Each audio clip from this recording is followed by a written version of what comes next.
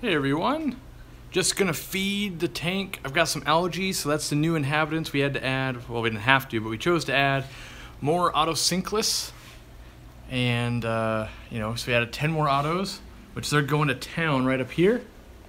Well, on the back side here, right where the light is, you can see right where that light sits, we're getting some algae. So we've got autos on the job, and then we put 3 reticulated hillstream loaches to clean the rocks because they're getting algae on the rocks.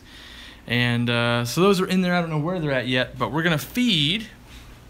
Well, first I want to show you my new Jedi trick, so I can make the tiger barbs follow my hand. It's pretty much the coolest thing I do all day now, is I just make them school with me, and you can just make them all congregate right at your hand. I command this army of tiger barbs. So, koi.com, Zach from koi.com's in the chat. Let's see, what's tomorrow's video? Nanofish, I think? We're doing that. But yeah, we can see we got this wicked algae right up front here. You can see it on the glass, and then it's not over here. We haven't cleaned it at all. It's just up top. If I can show you guys, we've got one light that's about a foot behind the other one. That's what's doing it. So I need to move the other light right back there. But yeah. So let's go ahead and feed. What I'm going to feed today is a ton of mysis shrimp and bloodworms. We're going to pour it in, and they're pretty much going to go nuts. So you can watch right here. And this is on top of the auto feeder we're using. But the horde of loaches basically just goes nuts once it figures out what's going on. Lights, I'm using the Fluval 2.0s, and they do really, really well. So yeah, there is a lot of food going in, but you have to realize there's also over 100 clown loaches at this point, and over 100 tiger barbs, and then there's a giraffe cat in there, and we've got the newly added reticulated hillstream loaches as well. So you can see the clown loaches, they love to get it back in the rocks. Maybe if I come over from the side here, we can see a different angle. You can see the clowns. You know, they really love to hide out in these rocks at the moment when they're eating. But now they're coming out. How much of I think we figured out this tank weighs like 8,000 pounds or something like that. Not sure if that's accurate. I have to redo the math, I suppose.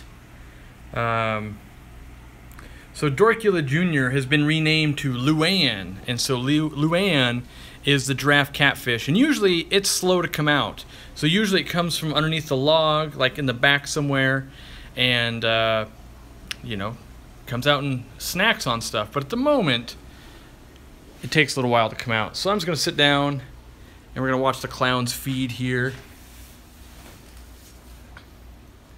But yeah, this is my favorite pastime now, is just playing with the tiger barbs and the clown loaches. What other fish do I think I'll add in the future? Maybe a flagtail Procholotus.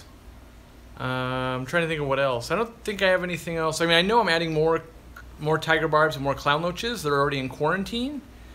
But yeah, I mostly just love the group moving around. So yeah, it's just a fun time. Not adding any Oscars to this tank. I can't say that I would never keep Oscars, but I would never put it in this tank just because we got plants. So, Kool-Aid loaches, I have considered Kool-Aid loaches. The Kool-Aid loaches could get in between the rocks, and that would look pretty cool if they were down in the rocks and kind of poking their heads out. But mostly, right now I'm focusing on what I like.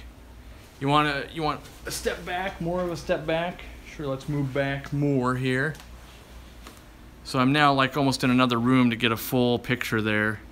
That's what it looks like, you know, the full.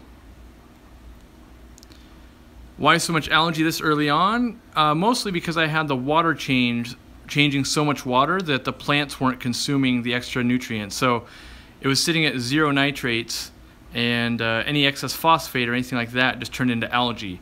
And it was the way the light was. The light on this side, closer to the front by 1 foot, and the right hand side 1 foot back, so there's no algae on the front. So lighting position plays a huge role in that.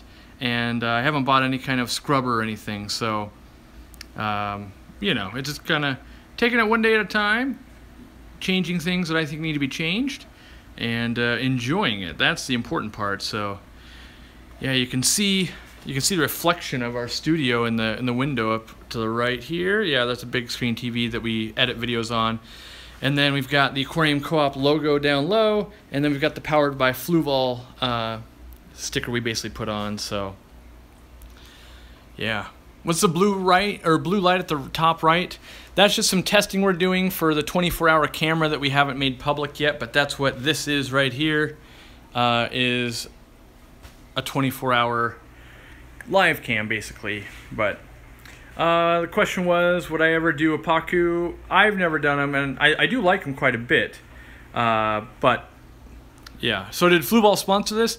Kind of, yeah. They gave me the lighting, so they gave me the 3 lights, and they gave me the FX6.